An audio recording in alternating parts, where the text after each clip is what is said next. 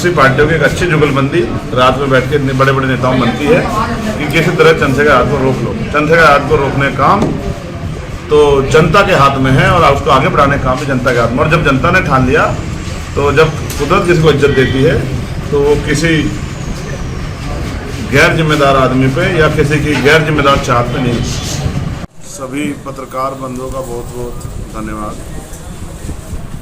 कि वो बहुत कम समय में और हमारे निमंत्रण पे यहाँ पहुँचे। उसके बाद क्योंकि आज लोकसभा चुनाव के प्रचार का आखिरी दिन है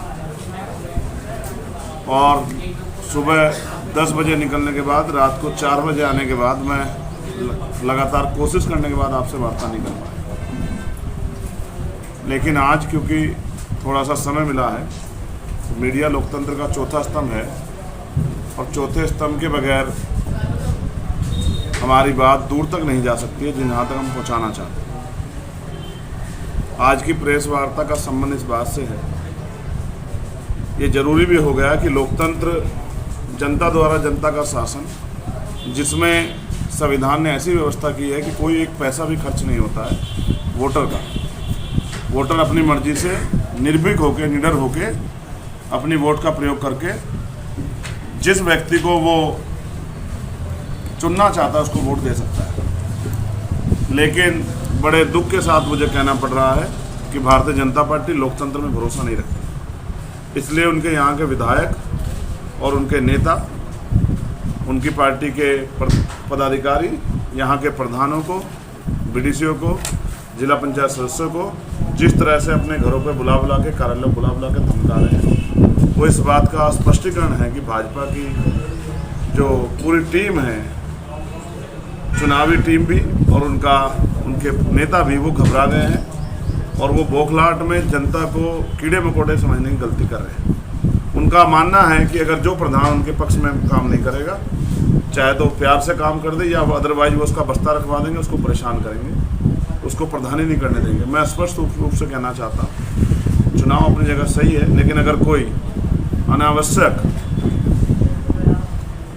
ऐसी कार्रवाई करता है जो इनलीगल है, असंवैधानिक है, उसके खिलाफ मजबूत से मजबूत संघर्ष करने के लिए हम लोग तैयार हैं। मैं मीडिया के माध्यम से सभी नगीना की जनता को कहना चाहता हूं, अगर कोई आप पे वोट का दबाव बनाए तो आप हमें सूचित करें। प्लस अगर किसी भी प्रधान को जो निर्भीक होकर अपनी वोट का प्रयोग और अपने क्षेत्र की वोट का प्रयोग कराना चाहता है, करना चाहता है अपने लोगों का, अगर उसको कोई डराने का काम करेगा या उसके बस्ते को या उसके कार्य क्षेत्र में कोई उसको परेशान करने का काम करेगा, मैं चंद्रशेखर आजाद सभी प्रधानों से वादा करता हूं कि अगर एक भी प्रधान के साथ अन्याय हुआ तो मैं उसी प्रधान के साथ और अपनी पूरी पार्टी के नेताओं के साथ जिला कार्यालय पर धरना दूंगा। अगर किसी भी प्रधान को अनावश्यक परेशान किया गया, किसी भी बीडीसी को, जिला पंचायत सदस्य को, किसी भी आम आदमी को अगर डराया धमकाया गया, बूथ पे कैप्चर करने का या गुंडागर्दी करने का प्रयास किया गया, तो भारतीय जनता पार्टी को सबक सिखाने में हम लोग पीछे नहीं हटेंगे। हम 26-27 स्टेट में संगठन चलाते हैं और एक मजबूत संगठन के जिम्मेदार लोग हम लोग हैं।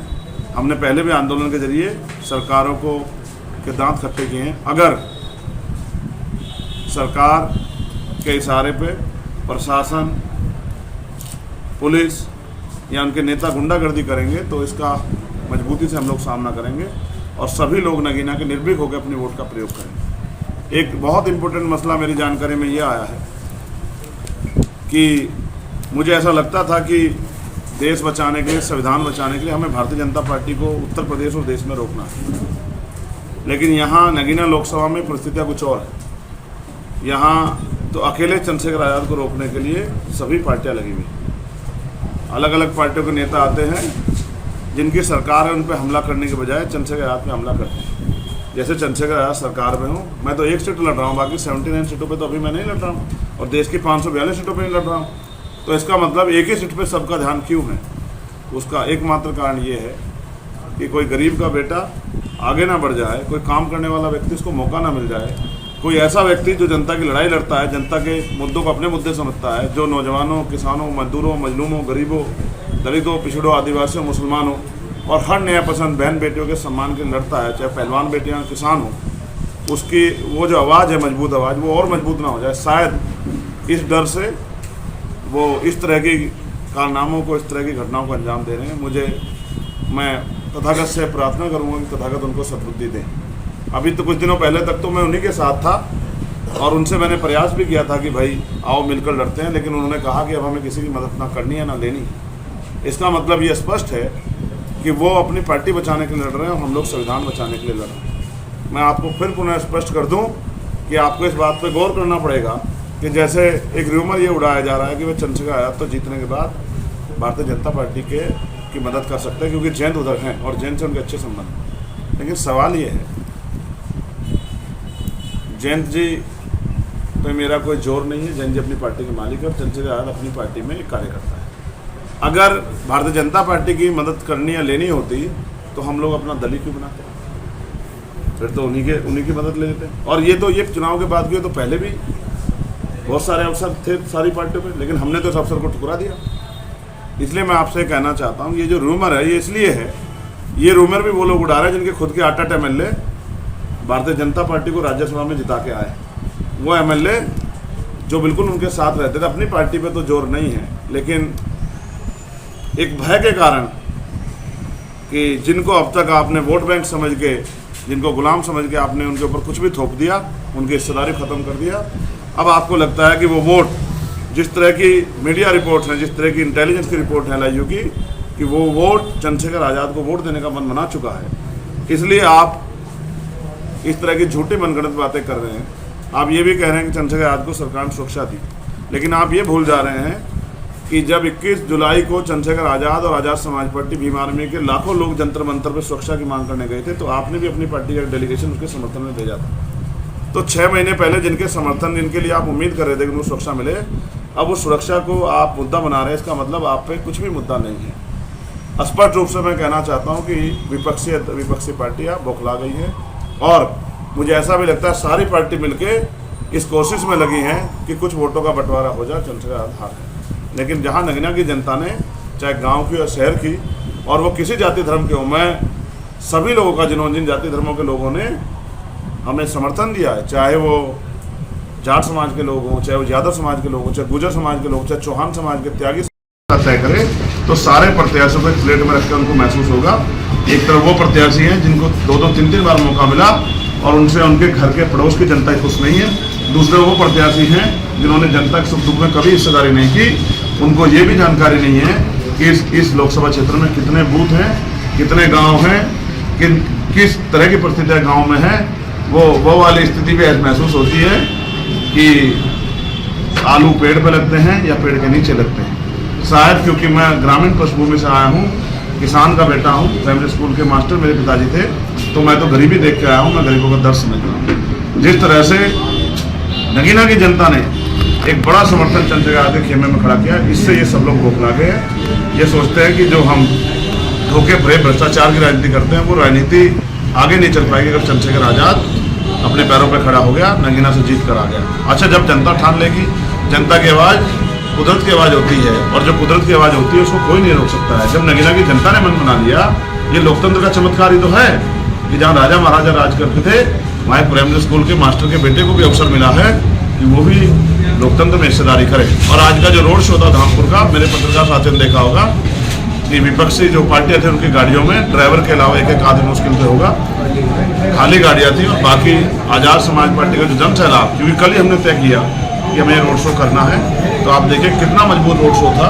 इस बात का उदाहरण है कि नगीना क्षेत्र की जनता ने मन बना लिया कि वो आज चंद्रशेखर आज़ाद को अपनी सेवा करने का मौका देना चाहते हैं। चंद्रशेखर जी, विपक्ष के कुछ लोगों ने साधन लगाए, यहाँ इंडस्ट्री एरिया लग के लाखों नौजवानों को रोजगार मिले। टेक्निकल, नॉन टेक्निकल जो बच्चे पढ़ के घर में बैठे हैं, जिनके माँ बाप इस उम्मीद से बैठे हैं कि हमारा बच्चा कामयाब होकर हमारे बुढ़ापे का सहारा बनेगा, वो बच्चे जो सुसाइड कर रहे हैं उनको रोजगार मिले। BTech, M.Tech, पॉलिटेक्निक, ITI और जो प्रोफेशनल कोर्स है MBA, MCA, BBA, BC के बच्चों को भी, high school, inter graduate course में सब बच्चों को रोजगार मिले। कुटीर उद्योग लगा के महिलाओं को रोजगार मिले। तमाम तरह का प्लान लेके हम लोग नगीना में है कि नगीना को हमें इसी तरह से तैयार करना है, क्योंकि जिस तरह से अन्य नोएडा जैसे जिले तैयार हुए हैं, और क्योंकि राजनीति में नया होने के कारण ये मेरी कर्म भूमि है, तो कर्म भूमि की जिस तरह मातृभूमि की सेवा होती है, उसी तरह से इस कर्म भूमि की सेवा भी करने का काम चमचेघाट करेगा।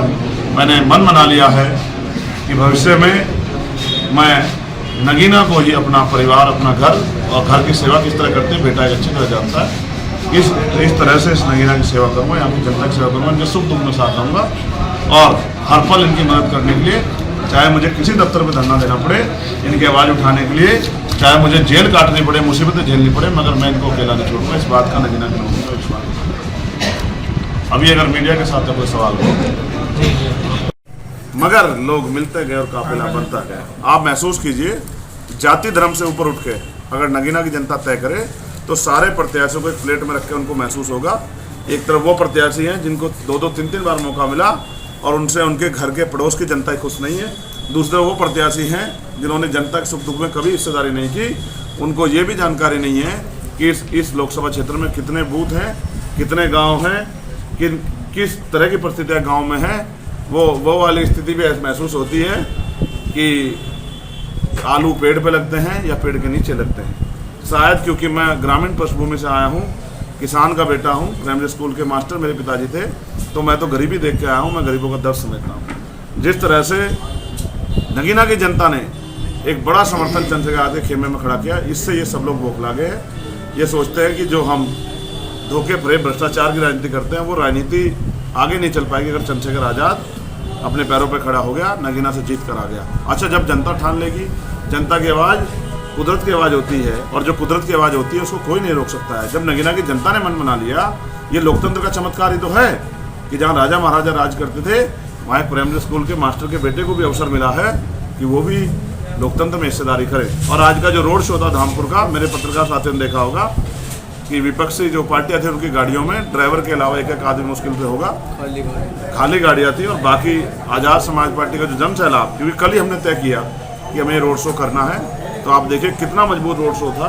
इस बात का उदाहरण है कि नगीना क्षेत्र की जनता ने मन बना लिया कि वो आज चंद्रशेखर आज़ाद को अपनी सेवा करने का मौका देना चाहते।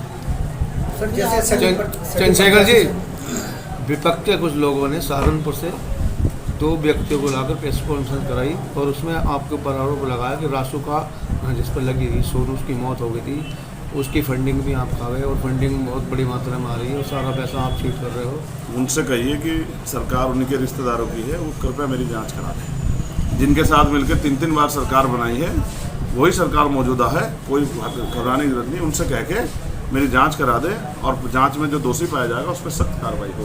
मैं फिर आपसे कहूँगा, आरोप लगाने के अलावा मेरे पास है क्या और वो कितनी पुरानी घटना, अगर अब आपके आरोप लगाया जाए तो आप समझिए वो आज़ाद समाज पार्टी के बढ़ते कद से बौखला गए हैं। और वो कौन लोग हैं आप ये भी बेहतर जानते हैं, वो किसी पार्टी के पदाधिकारी हैं, तो मैं उन पर कोई टिप्पणी नहीं करना चाहता। सब मेरे ही भाई हैं, कुछ दिनों बाद हमारी खेमे में खड़े दिखाई देंगे। बहुत सारे प्रधानों ने मुझसे कल रात में मीटिंग की और उन्होंने मुझसे बताया कि हमें इस तरह के दबाव दें। उनसे तो ये भी कहा गया यहाँ के भाजपा के एक बड़े नेता द्वारा कि अगर आप भाजपा से सहमत नहीं हैं तो आप विपक्ष से किसी पार्टी को वोट दे दो, चंद्रशेखर आज़ाद को छोड़ दो। सर, नगीना के लोग एक मिला जुला खेल पर्दे के पीछे चल रहा है। यहाँ के बराबर के फार्म हाउसों में विपक्षी पार्टियों की एक अच्छी जुगलबंदी रात में बैठ के बड़े बड़े नेताओं बनती है कि किसी तरह चंद्रशेखर आज़ाद को रोक लो। चंद्रशेखर आज़ाद को रोकने का काम तो जनता के हाथ में है और उसको आगे बढ़ाने का काम भी जनता के हाथ में। और जब जनता ने ठान लिया तो जब कुदरत किसी को इज्जत देती है तो वो किसी गैर जिम्मेदार आदमी पे या किसी की गैर जिम्मेदार चाहत पे नहीं रुकती।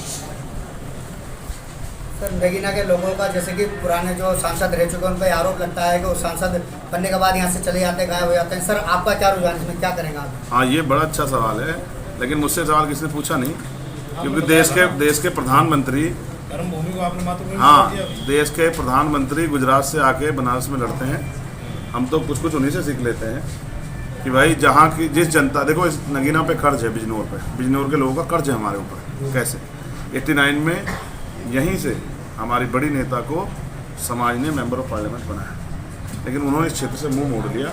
यहाँ की जनता हमसे सवाल करती है कि भाई हमने तो पहले भी एक नेता तैयार किया था, हम दूसरा नेता तैयार कर रहे हैं। मैंने इनको विश्वास दिलाया कि पुराना कर्जा भी उतारेंगे और इस कर्जे में तो जब तक जीवन रहेगा आपके साथ रहेंगे। और देखो, आप याद मानो मैं जबान दे के पीछे नहीं हटता। इस बात को मीडिया के लोग भी मेरी आदत को जानते हैं। अगर मैंने कोई वचन दे दिया तो मैं उसका पालन करता हूँ। मैं फिर आपसे कह रहा हूँ, से जुड़े रहने के लिए हमारे YouTube चैनल को बेल आइकन पर क्लिक कर सब्सक्राइब करें।